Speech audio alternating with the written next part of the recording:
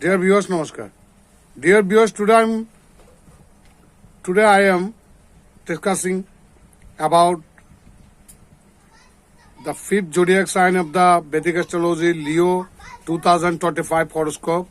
I shall try to discuss what will be the planetary position in the horoscope of the Leo natives and what will be the planetary impact on the Leo natives in 2025. সুদর্শন আমি আজ চিরাচরিত নিয়মে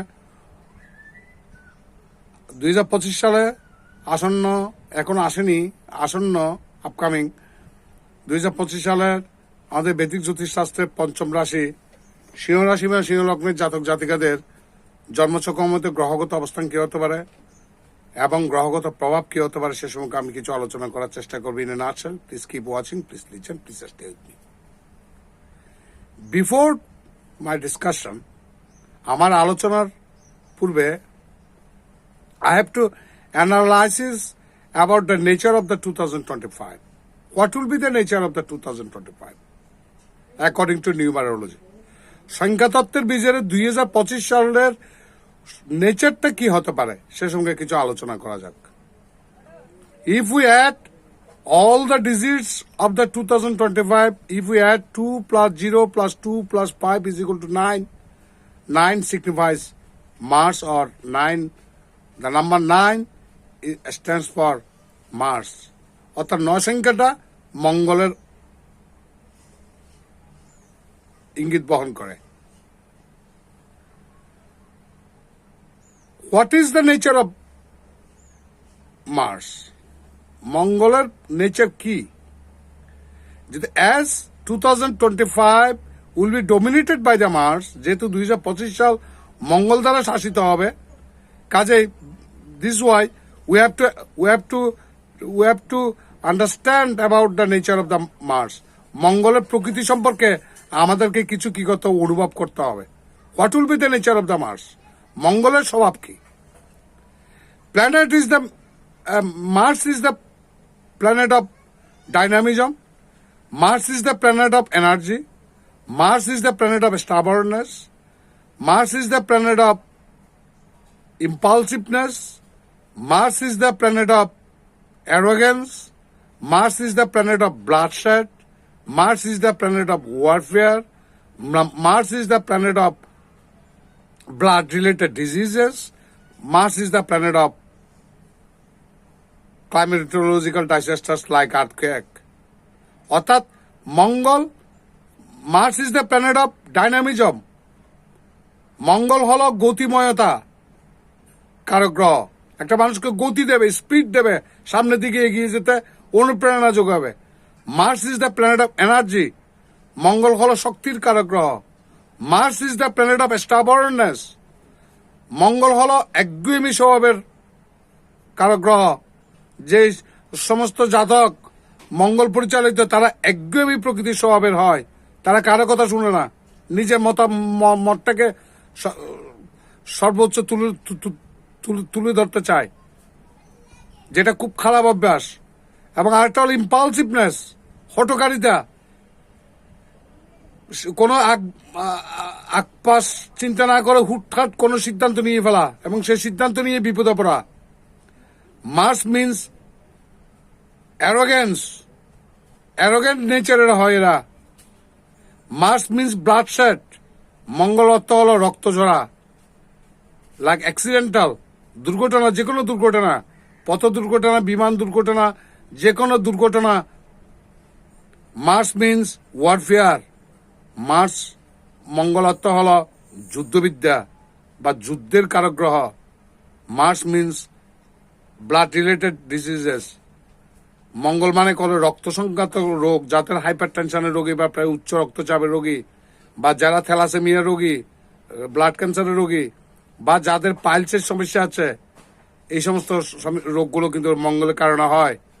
Mars is the planet of serious natural disasters, terrible natural disasters like earthquake. ভূমিকম্পর মতো ভয়ঙ্কর প্রাকৃতিক দুর্যোগের কারক গ্রহ মঙ্গল। তো যদি as 2025 will be dominated by the Mars, যেহেতু 2025 সালটা মঙ্গলে শাসন করবে, কাজেই চারিদিকে একটা মানুষের lifestyle, socio economic condition, politics, geo politics and above all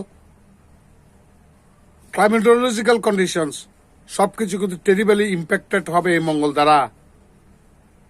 মানুষ অল্পতে রেগে যাবে, may lose their temper every now and then with diamond reason. মাথা গরম থাকবে যে কোনো জাতক জাতিকার, কারণ অকারণে যে কোনো কনফ্লিক্ট বা দ্বন্দ্ব সংঘাতে জড়িয়ে পড়তে পারে। বাদানুবাদ, সেখান থেকে রক্তারক্তি, পথ দুর্ঘটনা, কোনো দুর্ঘটনার কারণে রক্তক্ষরণ বা চরম দুর্ঘটনা, এগুলো হলো ব্যক্তিগত জীবন পর্যায়ে। পলিটিক্স এর রাজনীতির ক্ষেত্রে যেহেতু as the Mars is the planet of youth dynamism, যেহেতু মঙ্গল হলো তারুণ্যের কারক গ্রহ, কাজে মঙ্গল যেহেতু শাসন করবে 2025 সাল, মঙ্গল পরিচালিত হবে। কোনো না কোনো দেশের মধ্যে ইয়াং জেনারেশন কোন স্টেট পলিসি বা রাষ্ট্রীয় নীতির বিরুদ্ধে যেয়ে তারা এজিটেটেড হবে, উত্তেজিত হয়ে দাঙ্গা ফেসাদ বাজিয়ে দিতে পারে। ইয়াং জেনারেশন এংরি মব থেকে কোনো বিশৃঙ্খল পরিস্থিতির সৃষ্টি হতে পারে, সেখান থেকে heavy death tours of life, প্রচুর প্রাণ নাশের সম্ভাবনা আছে। জিও পলিটিক্যালি ভূরাজনৈতিকগতভাবে একটি দেশের সাথে পারস্পরিক স্বার্থ সংশ্লিষ্ট বিষয়ের কারণে যুদ্ধে জড়িয়ে পড়তে পারে। যেমন রাশিয়া ইউক্রেন যুদ্ধ বর্তমানে চলছে, ঠিক এটা তো this is a continuous process. এই যুদ্ধটা আরো ভয়ঙ্কর রূপ নেবে। শুধু নট অনলি দিস, কোনো না কোনো দেশে, কোনো না কোনো ব্যক্তি, কোনো না কোনো ক্ষেত্র এবং কোনো না কোনো পরিস্থিতিতে আমি যা বলছি সেগুলো ঘটার সম্ভাবনা অতি প্রবল। এবং আবহাওয়ার কথা বিচার করলে, প্রকৃতির কথা বিচার করলে, টেরিবল আর্থকোয়েকস, ভয়ঙ্কর ভূমিকম্পের সম্ভাবনা অতি প্রবল এবছর। এবং যাদের উচ্চ রক্তচাপ, হাইপার টেনশনের রোগী বা থ্যালাসেমিয়ার রোগী, ব্লাড ক্যান্সারের রোগী, বা যাদের পাইলসের সমস্যা আছে, অর্থাৎ ব্লাড রিলেটেড যে সমস্ত ডিজিজ, এগুলো কিন্তু প্রকোপ কিন্তু মারাত্মকভাবে বেড়ে যাবে। এই বিষয়গুলো হাইলাইট করে আমি আবার সিংহ রাশি বা সিংহ লগ্নের জাতক জাতিকাদের 2025 সালের কি ধরনের ফল পেতে পারেন সে ব্যাপারে আলোচনা করতে যাচ্ছি। Let's talk about Leo 2025 horoscope. Leo, according to the Leo horoscope 2025 সালের লিও হরোস্কোপ অনুসারে, you may have to face a transfer in the job this year. কর্মসূত্রের কারণে এবছর আপনাকে কোথাও বদলি হতে পারে, দূরে কোথাও বদলি হতে পারে চাকরির কারণে, কর্মসূত্রে।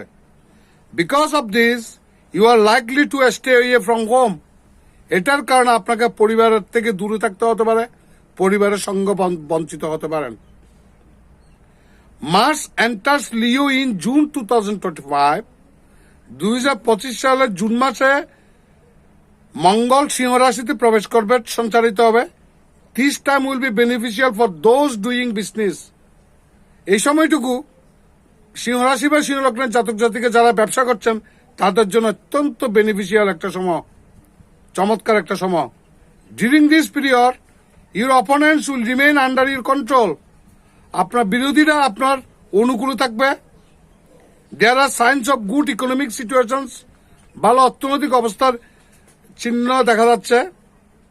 New doors of income are likely to open for you. নতুন উপার্জনের দরজা খুলে যেতে পারে এই বছর। Students can get amazing results in educations.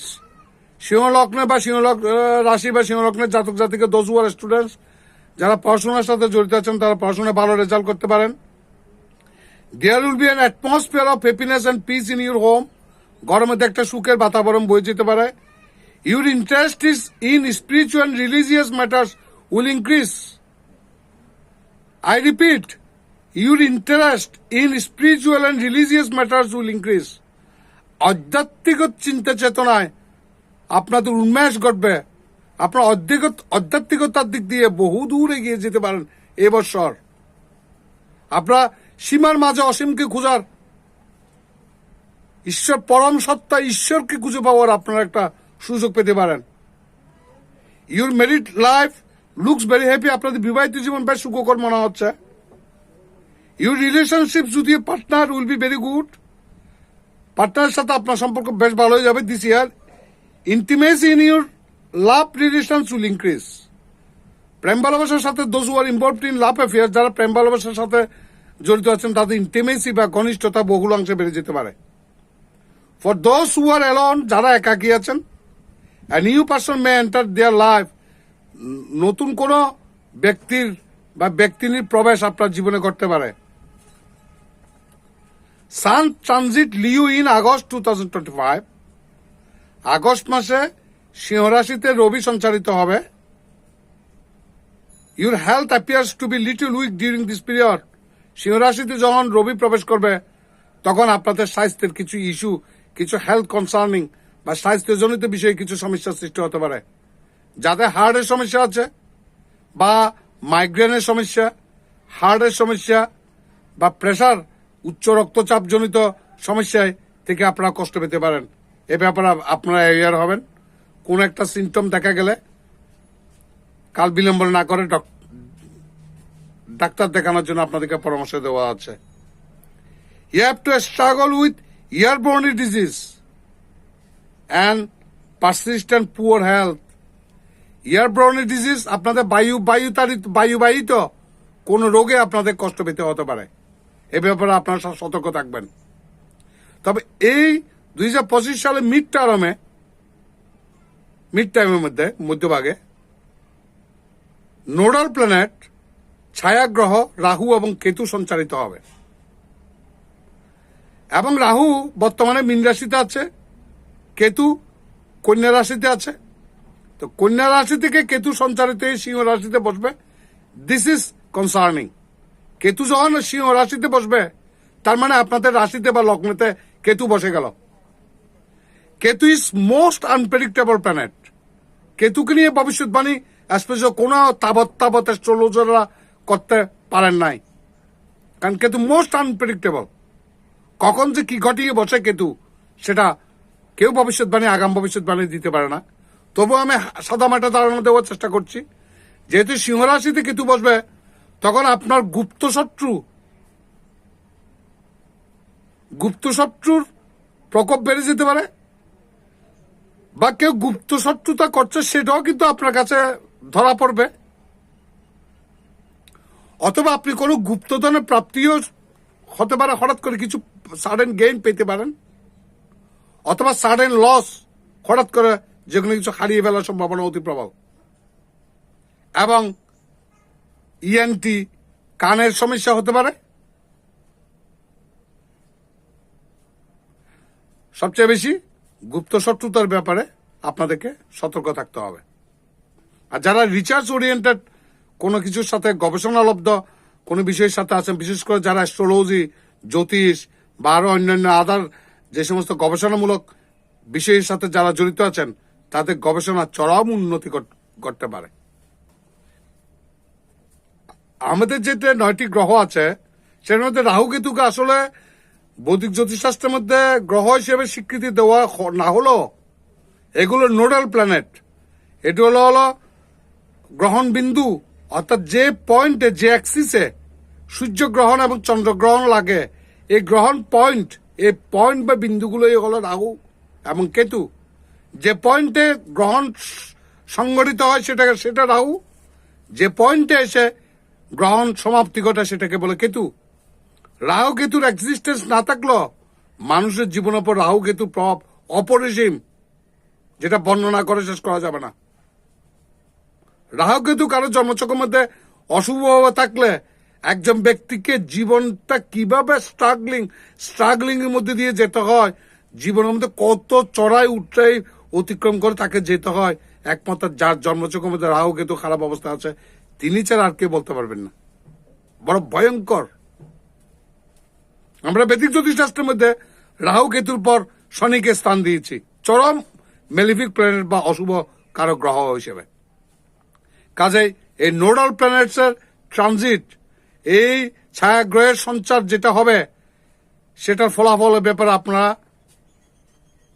নজরে রাখবেন কি সমস্যা হচ্ছে না হচ্ছে। যদি বেশি কোনো সমস্যা আপনারা ফেস করছেন দেখেন, তাহলে এক্সপার্ট কোন অ্যাস্ট্রোলজারের বা পরামর্শ নেওয়ার জন্য আপনাদেরকে পরামর্শ দেওয়া যাচ্ছে। তো what ever may be the results of for the zodiac science, 2025 সালে সিংহ রাশি বা সিংহ লগ্নের জাতক জাতিকাদের জন্য ফলাফল যাই হোক না কেন, আমি ব্যক্তিগত কামনা করব প্রতিটি সিংহ রাশির জাতক জাতিকারা যেন বিপদ আপদ থেকে মুক্ত থাকুন।